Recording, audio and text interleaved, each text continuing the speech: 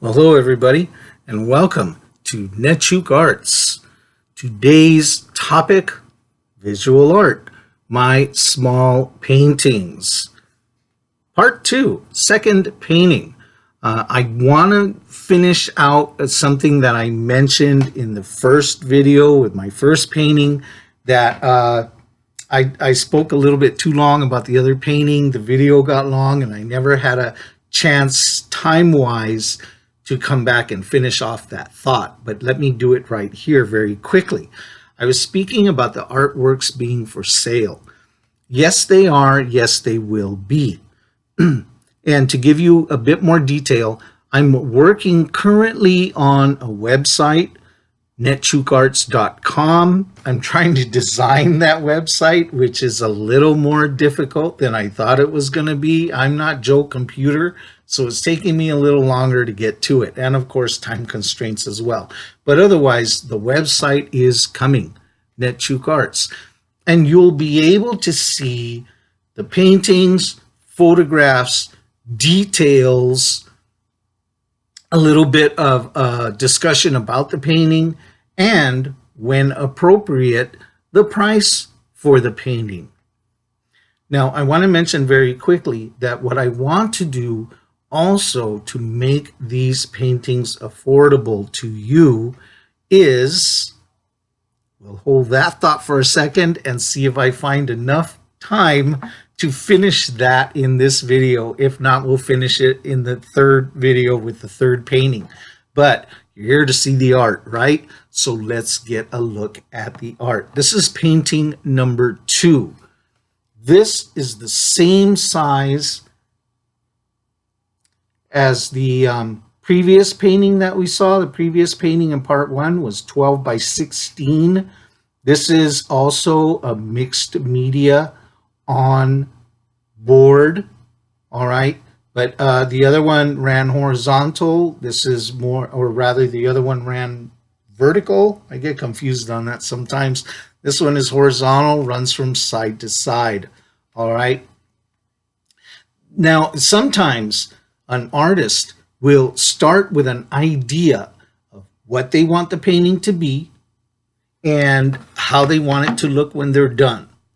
Other times, an artist is just going to paint and work and let that painting reveal itself as the layers build and as the colors are applied.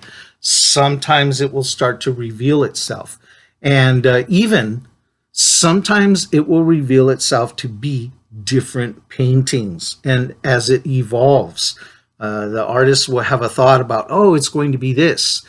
And then as you begin working, you start to see other patterns that you follow and take those trails where they are leading you. And before you know it, now the painting is completely about something else. Perhaps that happens more often with us abstract artists than with others that, straightforward. It's a painting about an apple and it's going to be an apple. But those of us that work a little bit more freeform, sometimes that painting will take different forms and live different lives, even as it's being created. So that's a little background on what happens with paintings. This one is one that I just worked freeform on. Now, see, this is interesting. See, I was presenting it to you upside down. You might not know it. And as a matter of fact, you may prefer it this way. That's not a bad thing. I'm not the kind of guy that's going to be upset and say, hey, that's wrong. Because if you love it in this way, then hey, great. The painting has more life. But actually, I intend the painting to be presented this way. And this is what I want to give to the public to see and enjoy. So the painting hangs this way. And the name of the painting is Fire in the Temple. You want to eye around and see if you can see it. Well, here we go. I don't want you to see it all. This is Fire in the Temple. That was the feeling that I had as it began to take shape. And then eventually I just started trying to make all of the composition equal that thought by the time I was done. I think I'm successful. Some of you may have seen this painting in an earlier version that I sent out over Twitter. At the time, I thought it was done, and I kind of liked it. But, you know, as I lived with it a little longer, as what happens sometimes with artists, we just enjoy it one day, we like it, and next week, next month, next year, we may look at it and say, what was I thinking? I was crazy. That painting was, you know, how did I like it? And so I went back into it, reworked it a bit, and added some other elements. So let's get some details, right? Let's get some close-up. Because as I've mentioned, what's really important to me, as I talked about before in the monoprint series, what's important to me very much is color and texture,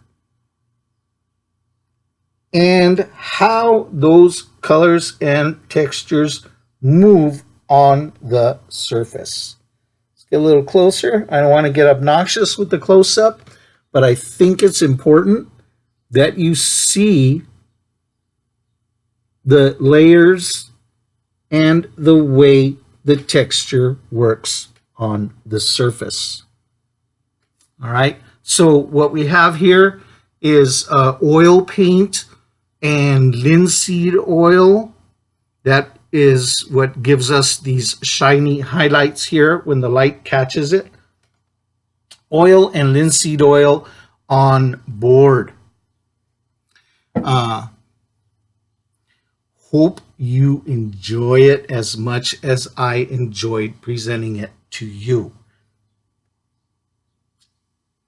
Now, to finish that thought very quickly, when I was saying, now original paintings, they're going to be a little bit more expensive because these are unique and they are one of ones. But in order to make things a little bit more affordable, shall we say, for other collectors and to spread it out, because if I can, I'd like to spread my artwork out to as many people that want to enjoy it.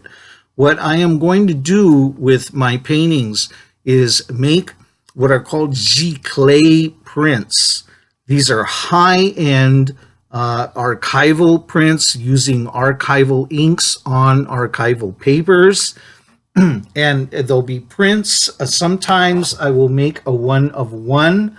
I'm also considering making series prints. Perhaps there will be 10 of them. And then that will bring the price down so that a collector can have it and it's a more affordable form. And the giclée prints are just as beautiful. They're high color. It will be true to the color, and it will give you the impression of texture, but you're not going to have the raised surfaces of texture. All right, so I'm also going to make a series of those available for purchase. Thank you for watching. Part 3, a third painting, is coming up in the next video. Please join me for that. Thank you very much for watching. I really appreciate it. You know, I've had comments where people have said to me in the past, hey, I dig your videos. Do me a favor, please. I appreciate so much that you like my videos, and I appreciate so much that you watch.